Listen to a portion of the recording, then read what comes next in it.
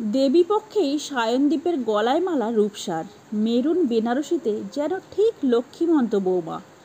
গত বছরই আইনি বিয়ে সেরেছিলেন তারা। এইবার দেবীপক্ষেই দীর্ঘদিনের প্রেমিক সায়নদীপ সরকারের গলায় মালা দিলেন রূপসা চট্টোপাধ্যায়। বাধা পড়লেন 7 পাকে। তাদের বিয়ের ছবি প্রকাশ্যে এলো এদিন। দেবীপক্ষেই শুরু হলো সংসার।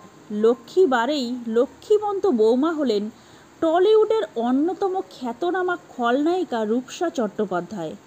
পুজোর ঠিক মুখেই ৩রা অক্টোবর দীর্ঘদিনের প্রেমিক সায়নদীপ সরকারের গলায় মালা দিলেন তিনি। এদিন রাতেই প্রকাশ্যে এলো তাদের বিয়ের ছবি। সেখানেই দেখা গেল অভিনেত্রী তার ডি-ডেতে লালের বদলে মেরুন বেনারসি পরেছিলেন। ৩রা অক্টোবর 7 পাকে বাধা পড়লেন রূপসা চট্টোপাধ্যায়। এদিন তিনি মেরুন রঙের বেনারসির সঙ্গে ম্যাচিং ব্লাউজ পরেছিলেন। সঙ্গে ছিল গা ভর্তি গহনা, মাথায় টায়রা টিকলি শোলার মুকুটও পরেছিলেন। ছিল চন্দনের সাজ, পেল্লাই সাজের একটি নথও ছিল। বলাই বাহুল্য এই সাজে ভারী মিষ্টি দেখাচ্ছিল তাকে। অন্যদিকে সায়নদীপ পরেছিলেন তসরের পাঞ্জাবি এবং বউয়ের সঙ্গে রং মিলিয়ে পরেছিলেন মেরুন পাঞ্জাবি। 2023 সালের ভ্যালেন্টাইন ডের দিন আইনি বিয়ে সেরেছিলেন রূপসা চট্টোপাধ্যায়। তারপর বাবা মার সঙ্গেই থাকতেন তিনি। দিদি নাম্বার 1-এ গিয়ে রচনা বন্দ্যোপাধ্যায়কে জানিয়েছিলেন বিয়ে অর্থাৎ সোশ্যাল ম্যারেজের পর তিনি শাটেলককের মতো এবাড়ি ওবাড়ি করবেন।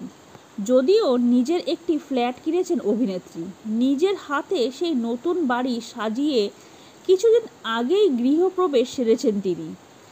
অন্যদিকে দিদি নাম্বার 1-এ বলার মতোই একদিন আইবুড়ো ভাত, একদিন মেহেন্দি, একদিন সঙ্গীত হয়েছে তার, তবে সবটাই ঘরোয়াভাবে।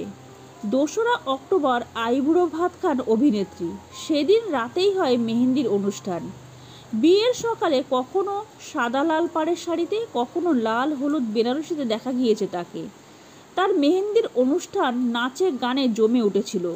হাজির ছিলেন তার ইন্ডাস্ট্রির বেশ কিছু বন্ধুরা, যেমন অনন্যা গুহ, সম্পূর্ণা মণ্ডল প্রমুখ।